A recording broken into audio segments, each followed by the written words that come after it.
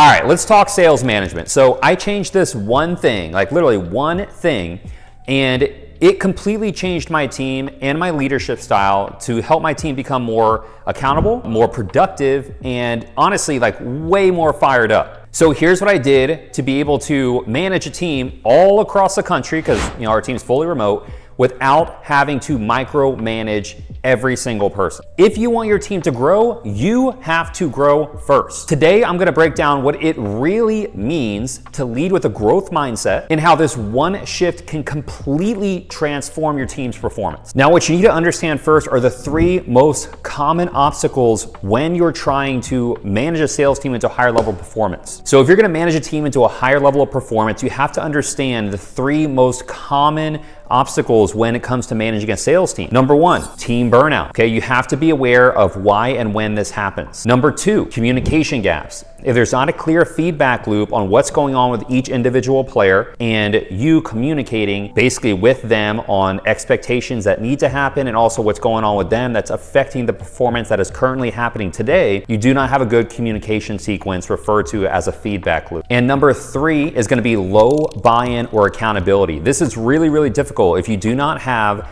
high buy-in and accountability. First of all, those are two separate things, right? But the buy-in is going to be the conviction around the product or service or the company or even leadership, right? So if the sales team is not bought into those things, they're going to have less conviction. And we all know conviction closes on sales calls.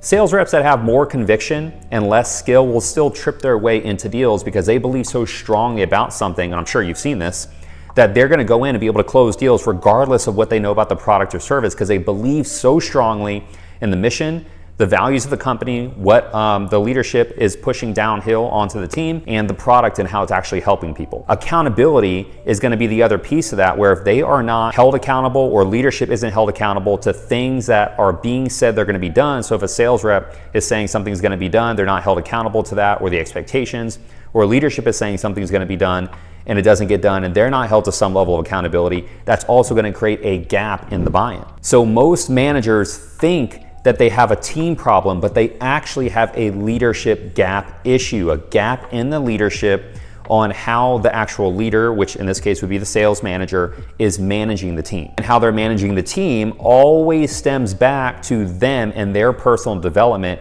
as a leader themselves. Now let's get into the first place you want to start when it comes to actually building a very successful team. It's hiring the right people, as you could imagine, right? You have to be able to identify in a conversation with a sales rep that you want to hire, are they an A player, a B player, or a C player? And at what stage is your team currently at to know which type of person you want to hire?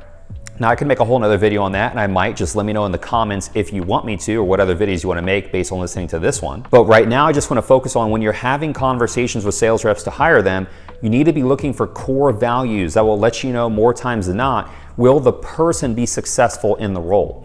Because a lot of the time people hire for skill alone and they don't know how to identify character traits. So what ends up happening is that person ends up destroying the entire synergy and culture of the team, or they come in and they fold you and they leave in like a week, 2 weeks, a month, and they said they were fully committed, but you don't know that type of person, so you can't actually forecast how long that person's gonna be on the team. So the goal here is, what characteristics and core values do you look for in order to better gauge the shelf life of a sales rep on your team? So first, let's get into the three specific characteristics that I look for in a sales rep when hiring them to the team. I'm looking for three things, okay? Number one, loyalty. Loyalty means that they'll be able to stay and walk with you through the fire that ends up happening, because there is a roller coaster in sales, whether you're selling yourself or you're on a sales team within any company, because every company has ebbs and flows, seasonal things, department changes, product changes, etc. So the loyalty factor is somebody going to stay through the flame with you? Number two is hustle. Okay, the hustle muscle is real, because there are certain times where maybe traffic goes down or we need somebody to step up to be able to hedge the other players on the team that maybe aren't performing as well. Hustle is going to be that thing where somebody steps in and says, dude, give me more sales calls. I'll go out and find my own leads. I'll work nights. I'll work weekends. Oh, dude, that person needs somebody to take their call for them because they're sick or whatever. I'll take that call. That's a hustler. Okay, so you need hustle. And number three, intelligence. Okay, intelligence is going to be the characteristic where a sales rep goes out and they never stop learning. They never let their ego become their worst enemy. Whereas most sales reps that do really well, they like to believe themselves that they're the best, when in reality, they're just the best maybe on that team or at that point in time on that team. And so they let that go to their heads. So they stop learning. They're not coachable anymore. I'm sure you've seen this too on your teams, right? So you're looking for somebody that has proven to be coachable, proven to go out and is constantly investing in their own training. Even if you're a sales training company like we are, like we want to invest in training with our team by us investing time, but we also expect them to go out and still learn on their own from other people, because we're not the end all be all, right? I'm not going to sit here and say I'm the greatest thing to walk this earth, because that would send a really bad message around me having ego, thinking I'm the best thing to exist. When the reality is there's a lot of other amazing sales trainers out there, so we encourage the team to keep investing in themselves. So these are the 3 characteristics I'm looking for, which is going to be loyalty. And I'm going to explain real quick how you're going to find these things. So loyalty, hustle, and intelligence, okay? Here's how you actually look for these things in an interview. The loyalty factor is going to be easy to find, right? You'll be able to see this based on how often they job hop, how long they've been in relationships, how long they've held friendships, are they in contact with their family? Because the reality is, through all of these things, turmoil takes place. There's turmoil in friendships, turmoil in relationships, turmoil in other jobs that they've been a part of. But the reality is, people that work through turmoil are able to stay and communicate well within those situations and actually create an even more prosperous situation. That's where the loyalty factor is really easy to identify. Hustle is really easy. Are they somebody that's always at the top of the leaderboard? That's one of the easiest ways to identify hustle. And everything they've done in their life, whether it's academically, athletically, or in the workplace, or even with their family, are they always showing up to their kids' events and they're a part of a lot of those things? Are they doing a lot of things with their kids? Are they doing a lot of things with their spouse? Are they doing a lot of things with their family? Are they a part of a lot of extracurriculars in the community? Because somebody that can be a part of all these things and be number one or a top performer, that's clear hustle, that they're able to prioritize their time and be everywhere what seems like all at once. That's a hustler. That's a very easily identifiable characteristic as well by looking at those specific things. And the last one is intelligence. I mean, this one's also really easy to identify, right? Is this person constantly going out and learning new things, right? You'll know that because they're investing in different things. They constantly are reading books. They're constantly at events and learning from different speakers, this thing and that thing, right? So what's important is knowing how to identify each of these 3 core characteristics, and then now you can formulate questions by working backwards from that. If I know how to identify the core characteristics, what questions can I ask to be able to get an answer to see if they identify as that, right? That's how you do that. It's just like any sales call. So once you learn how to do those things, you'll get all 3 of those things and know if they have it or not. You need somebody with all 3 things, not just one thing or the other. Because if somebody has hustle and intelligence, but they're not loyal, that's the person that's going to job hop. Okay? If they're loyal and they're intelligent, but they don't hustle, that's the person that will never reach their true potential. If they have loyalty and hustle, but they're not intelligent or don't value intelligence, then that means they're going to become their own bottleneck and they're going to reach an early threshold and never even think about what their potential could be. So if you don't have somebody that's all 3, then you're not going to hire an A player, okay? Somebody that only has maybe 2 of those things could be a B player. C player has none of those things. Okay, so this is how you identify the core values. Now, as it relates to the core characteristics that you want as a leader, here are the 5 things that you as a leader need to have to better communicate and drive a team to a higher level of performance. Number 1, empathy. You have to be able to understand what is going on with your team and actually give an F. Okay, this is going to happen on one-on-ones. This is referred to as meeting somebody where they are. There's going to be opportunities for you to be able to kind of help them see the world differently with different perspective, to be able to lift their spirits or to give them more optimism or to help them kind of redefine what ambition looks like. But if you cannot meet somebody where they are, then you're just going to be talking to people, not working with people. Okay, there's a difference. Nobody likes being told something. They like being taught something, but they also, more than anything, love to be heard. Okay, when somebody feels heard, you're always going to get more out of that person because they're going to feel understood and cared for, and they're going to be, feel like they're a part of something more, right? That's a team. That's what a team looks like. Number 2 is vision.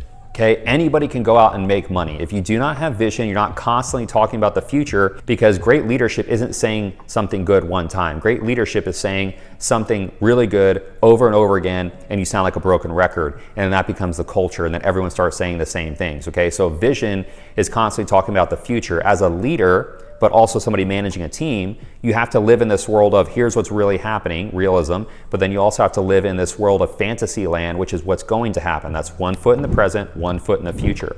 You have to be constantly talking about vision, because if you don't, what ends up happening is these sales reps are gonna feel like they're only selling a product or service and making money. And here's the thing about every company to ever exist ever, and this is universally true, is that every company needs money to survive. Knowing that, they'll go anywhere that will give them money, right? That's something every company has, is money, until they don't, because companies that only value money typically go under. But if you are going to be the company that can bring in a talent, even when you don't have the money, that's whenever you're selling vision, the future, what you could be a part of starting now. Okay, that's what sales reps really want. They want to be a part of something bigger.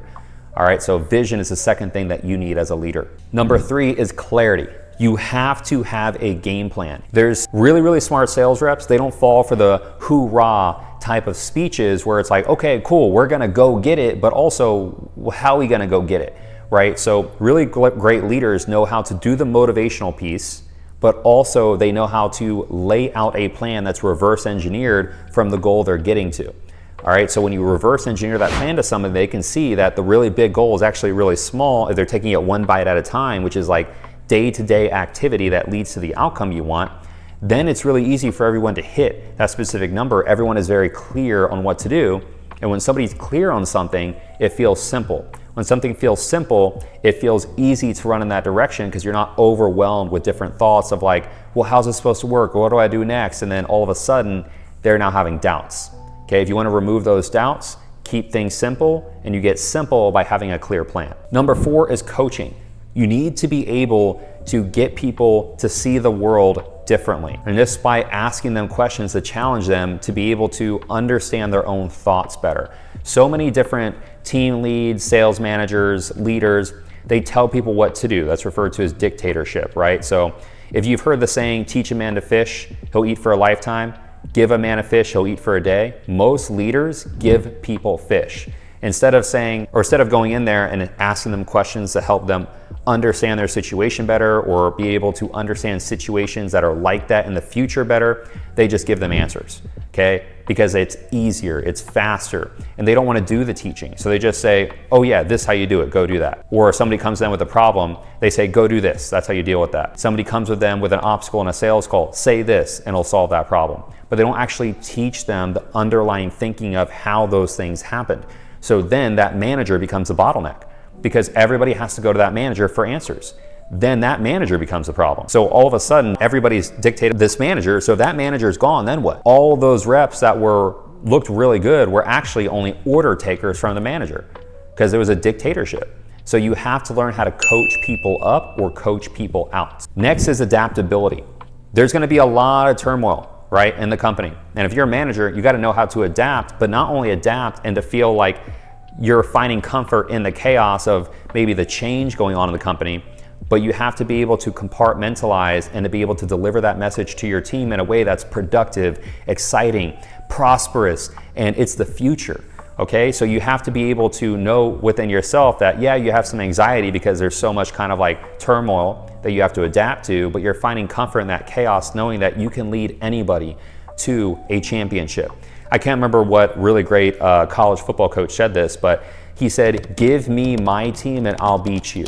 Give me your team and I'll beat you, right? So that's how that works.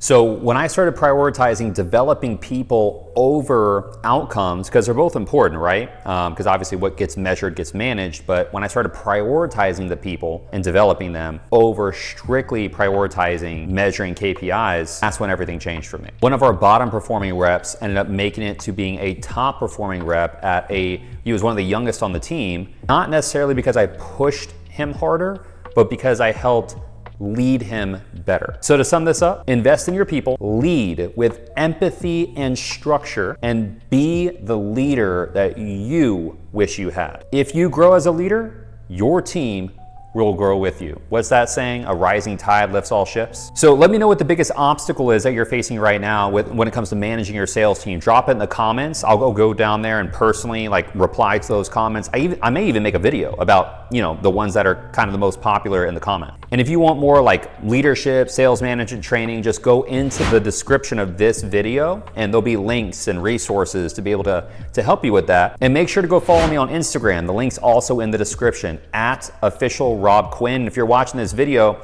tag me in it on your Instagram that you're watching. I'll share it on my page. I also drop daily team building tips, sales tips on my Instagram and my stories. And that's all we got. So anyway, subscribe to the channel.